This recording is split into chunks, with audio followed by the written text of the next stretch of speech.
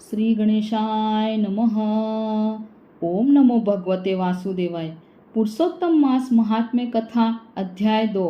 सुत जी बोले, राजा परीक्षित के पूछने पर भगवान शुक द्वारा कथित परम पुण्यप्रद श्रीमद् भागवत सुखदेव जी के प्रसाद से सुनकर और अनंतर राजा का मोक्ष भी देखकर अब यहाँ यज्ञ करने को उद्यत ब्राह्मणों को देखने के लिए मैं आया हूँ और यहाँ यज्ञ में दीक्षा लिए हुए ब्राह्मणों का दर्शन कर मैं कृतार्थ हुआ हूँ। ऋषि बोले, हे साधु, अन्य विषय की बातों को त्याग कर भगवान कृष्ण द्वैपायन के प्रसाद से उनके मुख से जो आपने सुना है वही अपूर्व विषय हे सुत आप हम लोगों से कहिए। हे महाभाग, संसार में जिससे परे कोई सार नहीं है, ऐसी मन को प्रसन्न करने वाली और जो सुधा से भी अधिकतर हितकर है, ऐसी पुण्य कथा हम लोगों को सुनाइए। सुत जी बोले, विलोम ब्राह्मण के चरु में क्षत्रिय का चरु मिल जाने से उत्पन्न होने पर भी मैं धन्य हूँ, जो श्रेष्ठ पुरुष भी आप लोग मुझसे पूछ रहे हैं। भगवान व्यास के मुख से जो मैंने सुना है वह यथा ज्ञान मैं कहता हूँ। एक समय नारद मुनि नर नारायण के आश्रम में गए, जो आश्रम बहुत से तपस्वियों, सिद्धों तथा देवताओं से भी युक्त है और बेर, बहेड़ा, आंवला, बेल, आम, अमड़ा, कैथ, जामुन, कदम्ब आदि और भी अनेक वृक्षों से सुशोभित है। भगवान विष्णु के चरणों से निकली हुई पवित्र गंगा और अलकनंदा भी वहाँ बह रही है।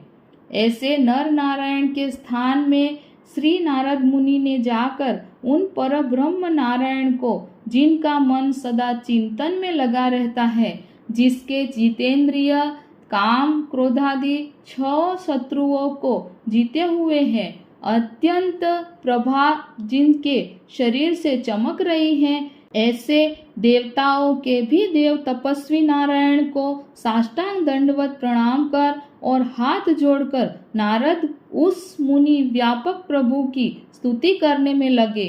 नारद जी बोले, हे देवादेव, हे जगन्नाथ, हे कृपा सागर सतपते, आप सत्यव्रत हो, त्रिसत्य हो, सत्य आत्मा हो और सत्य संभव हो।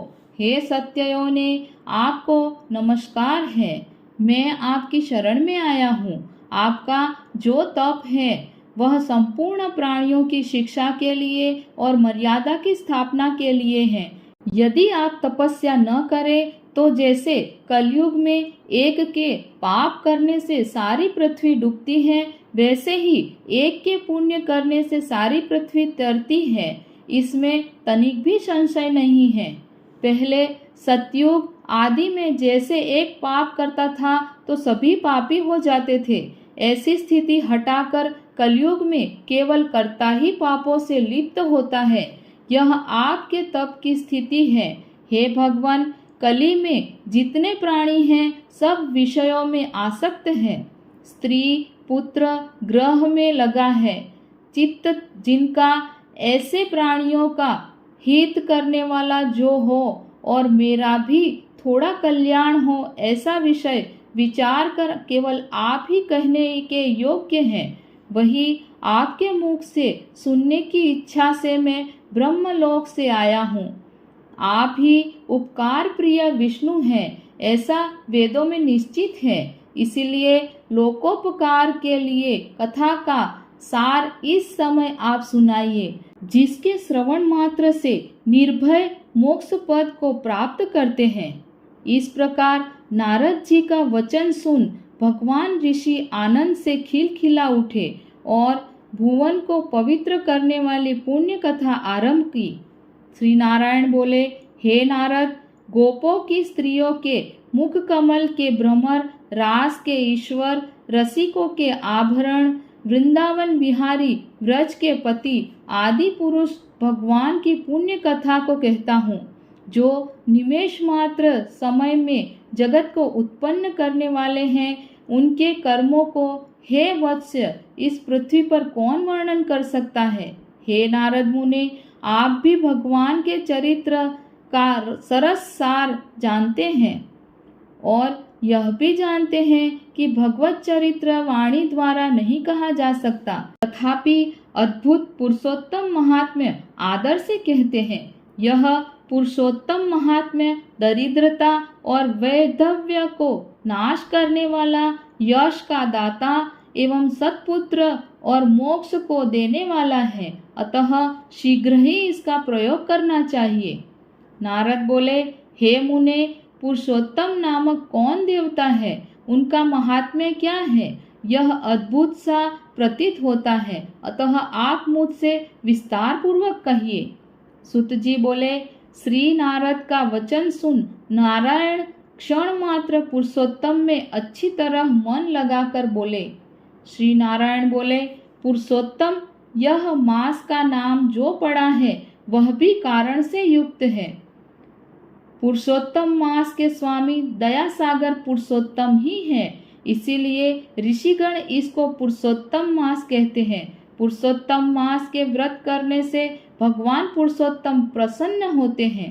नारद जी बोले, चैत्रादि मास जो है वे अपने अपने स्वामी देवताओं से युक्त हैं, ऐसा मैंने सुना है, परंतु उनके बीच में पुरुषोत्तम नाम का मास नहीं सुना है।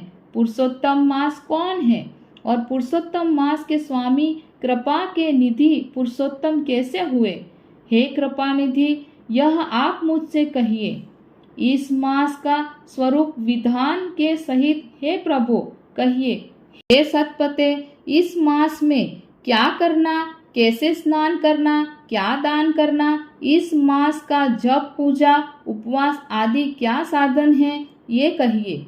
इस मास के विधान से कौन से देवता प्रसन्न होते हैं और क्या फल देते हैं, इसके अतिरिक्त और जो कुछ भी तथ्य हो वह हे तपोधन कहिए। साधु दिनों के ऊपर कृपा करने वाले होते हैं, वे बिना पूछे कृपा करके सदुपदेश दिया करते हैं।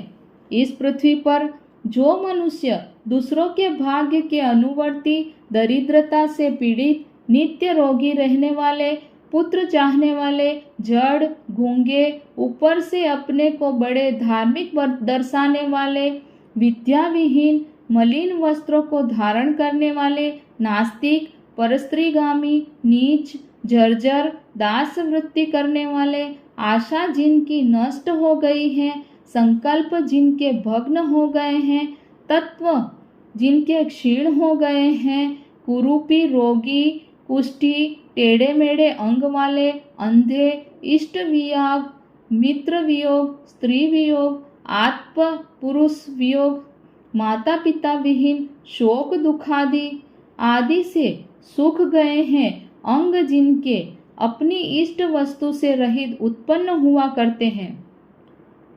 किस अनुष्ठान के करने और सुनने से पुनः उत्पन्न न हो, हे प्रभु ऐसा प्रयोग हमको सुनाइए। वैधव्य, वंध्यादोष, अंगहीनता, दुष्ट व्याधियाँ, रक्तपित्त आदि, मिर्गी, राज्य क्षम्यादि जो दोष है, इन दोषों से दुखित मनुष्यों को देखकर हे जगन्नाथ मैं दुखी हूँ, अतः मेरे ऊपर दया करके हे ब्राह्मण मेरे मन को प्रसन्न करने वाले विषय को विस्तार से कहिए। हे प्रभु आप सर्वज्ञ हैं, समस्त तत्वों के आयतन हैं। सुत जी बोले, इस प्रकार नारद के परोपकारी मधु वचन को सुनकर देव नारायण चंद्रमा की तरह शांत महामुनि नारद से नए मेघ के समान गंभीर वचन बोले। द्वितीय अध्याय। ओम नमो भगवते वासुदेवाय।